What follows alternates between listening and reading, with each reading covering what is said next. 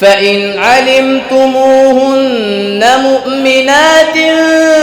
فلا ترجعوهن إلى الكفار لا هن حل لهم ولا هم يحلون لهن وآتوهم ما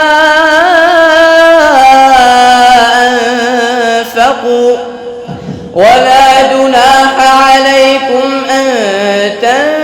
تنكحوهن إذا آتيتموهن أجورهن ولا تمسكوا بعصم الكوافر واسألوا ما أنفقتم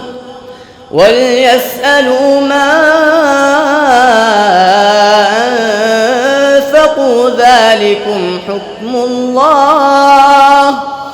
ذلكم حكم الله يحكم بينكم والله عليم حكيم.